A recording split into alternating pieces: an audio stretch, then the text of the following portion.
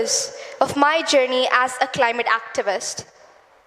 And it has been full of wonderful, amazing experiences with both bad and good in my young life. But I have never given up. I never gave up until I achieved my goal. See, I was born in Manipur, which is a small, beautiful northeastern state of India, bordering Myanmar. But I grew up in Bhubaneswar, Odisha for my schooling reasons. You see, my life was hit by Cyclone Titli in 2018 and Cyclone Fani in 2019. And during those two cyclones, as a child, as a young toddler, I saw in front of my very own two eyes all its devastating impacts. I saw how children lost their parents, how innocent people lost their lives, and how many lost their homes. I felt very sad. I couldn't sleep. I couldn't even take my food. I couldn't even drink water at that time.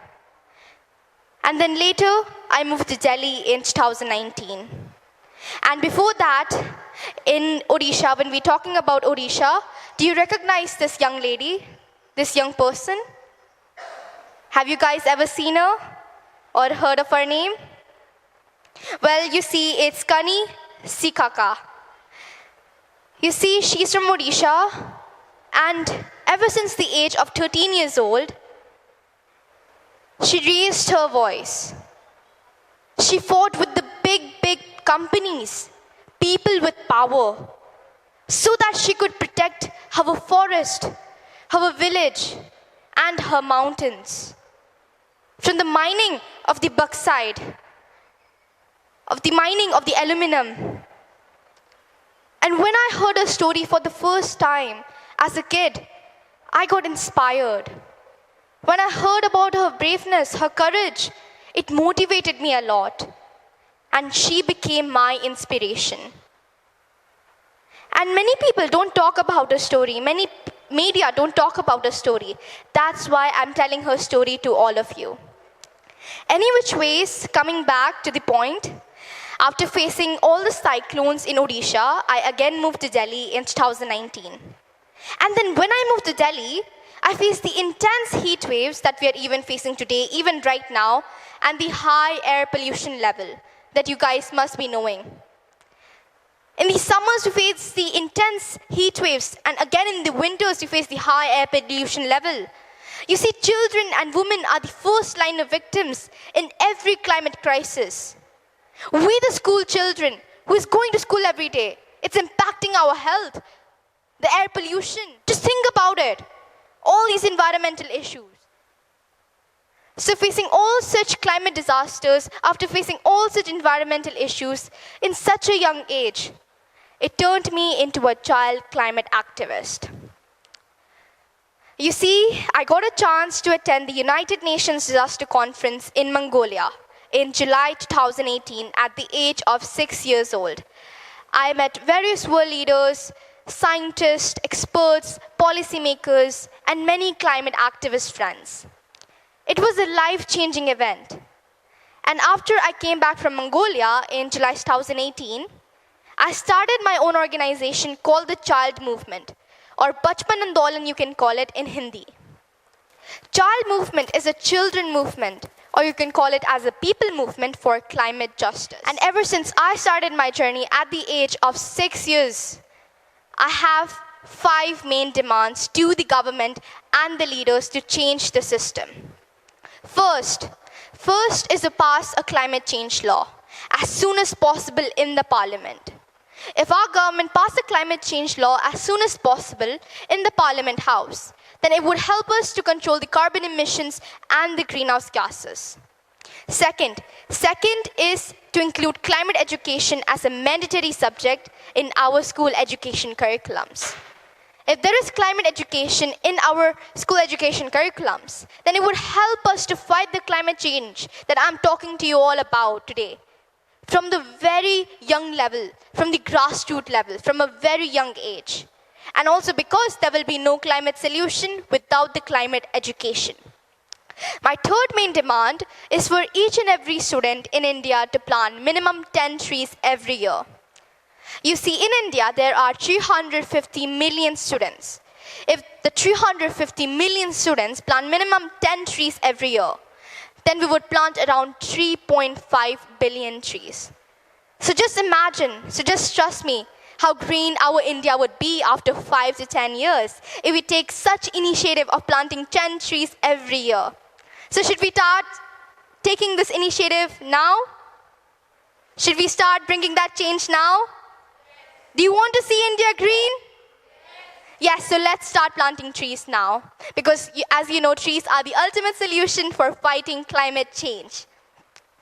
Continuing, my fourth main demand is for our governments to work together to manage a just transition away from coal, oil, and gas, the top causes of today's global climate crisis, also known as the fossil fuels, and replaced by the clean, renewable energy sources. My fifth main demand is for the rich nations to pay the loss and damage fund, or you can say the climate finance, to the global south. I have a dream where there is no coal power plant and thermal power plants, and is replaced by the clean, renewable energies. I have a dream where there's more bicycles on roads instead of more fossil fuel vehicles. I have a dream where every child living in this world has the access to clean air to breathe, clean water to drink, and clean planet to live. And asking clean air to breathe, clean water to drink, and clean planet to live is all our basic rights. You see, climate change problem that I'm talking about today is not only for me or for you or for someone else. You see, climate change problem is for every single person living in this world. Each and every child living in this country, living in this world, are already the victims of today's global climate crisis. If there is no nature, then there will be no food. If there is no nature, then there will be no growth. If there is no nature, then there will be no security. And if there is no nature, then there will be no future for us. Remember, there is no value of our expensive art, luxurious car, a beautiful home, or a lot of money on a dead planet. My generation is already the victims of today's global climate crisis. And I don't want my future generations to face the same consequences again because of the inaction and the empty false promises. So far, I have planted over 350,000 trees, or you can say 3.5 lakh trees across India, with my initiative called Monday for Mother Nature. So when you hear Monday for Mother Nature, it's where we, the school children, activists, or students like you, or many people, join hands together and plant trees every week on every Monday with the mission to plant 1 million trees every year. So I'm still trying to achieve that goal. And I will never give up, as I've mentioned before in the beginning, until I achieve my goal. Because you see, we are unstoppable, another world is possible, and change is possible. You see, Delhi University makes compulsory, I'm happy to share with you all that Delhi University makes compulsory for every student there to plant minimum 1 tree to pass their final examinations. Is that true? Yeah? And do you guys plant those trees? You should plant trees. See, trees gives us oxygen. That's basic knowledge, isn't it? And if there are no trees in our earth, would we survive? Would we get the oxygen? कहाँ से आएगा वो oxygen? Oxygen होगा ही नहीं, तो हम भी मर जाएंगे, है ना? That's why we should plant trees. Because again, trees are the ultimate solution for fighting climate change. Now moving on, as I mentioned before, one of my 5 main demands is climate education. I received letters from many Indian state government after sending requests that now from 0 to over 150,000 schools are now teaching climate education as a mandatory subject in their school education curriculum. Oh, okay. So here you can see this book of CBSE of English of class 3 and 7. So it has a full chapter of my story. So as you know, I've been demanding... It's a very funny part, I must say, of the climate education that I've been seeking to the government. I told the government to include climate change as a mandatory subject, right, in every school education curriculum. But what the government did was, as the new education policy, they put my story as a chapter in the English book, in the new education policy. But while we're doing that, we should also have climate education as a mandatory subject, isn't it? So that we could fight the climate change from the grassroots level. One day, on 20 June 2022, I went to Taj Mahal. You guys know Taj Mahal, right? The beautiful, one of the 7 wonders of the world, iconic. I went there with my family, and I was shocked. I was shocked to see the piles of garbage, the plastic pollution surrounding the Taj Mahal, the iconic monument Taj Mahal. I was shocked. And what I did next was I took a poster, I took a banner, and I wrote, "Behind the beauty of Taj Mahal is plastic pollution." The picture gone viral in the social media, and within 24 hours, all the plastic pollution around the Taj Mahal was cleaned the next day. And the authority was also fined rupees 1 lakh. And now, single-use plastic has been completely banned in the Taj Mahal. So nobody can also use single-use plastic in the Taj Mahal. I have this project I started 2 years ago. It's called the Plastic Money Shop. As you can see behind me. Plastic Money Shop is where people bring single-use plastic waste from their homes and can take either free rice, stationery item, or a plant sapling. It's kind of like a barter system. And then after collecting all of those single-use plastic waste, I again recycle them, or you can say upcycle them, into road tiles, house roof sheets, school benches, desks, etc. And also the mission of this project is to eliminate every single-use plastic from our planet. It also stops the single-use plastic waste from reaching our oceans, rivers, seas, landfills, etc. And while I'm doing this project, it has been recognized by many people across the globe, and it has also won awards such as the International Eco Hero Award and the USA Anthem Award as well. And this initiative of mine, project of mine, Plastic Money Shop, has been supported by many people and has been carried on in many parts of India as well as many parts of the world. And while I'm doing this initiative, not just stopping the plastic waste from, reaching all those rivers, seas, landfills, etc., it's also raising the awareness about the global plastic pollution crisis.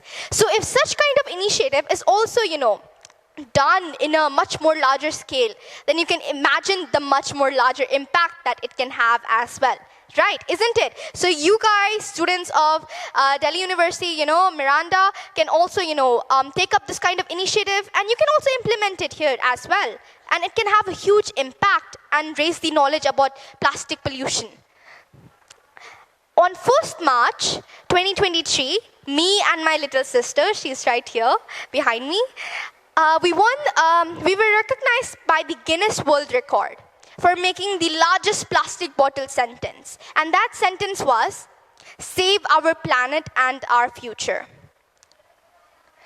And so far, and these are all the achievements brought by just 13 years old girl child. You see, so far I've spoken in over 400 institutions in over 40 countries across the globe. And when I started my journey, when I started my movement, I was alone. But today, I have thousands of love and support across the globe. So I'm really thankful for that. Without the love and support from the people, I wouldn't be what I am today. So your love and support is what keeps me going on and on until I achieve my goal. You see, the first step The first step to saving our planet is to change our behavior. Isn't it? The first step to saving our planet is to change our behavior. Right?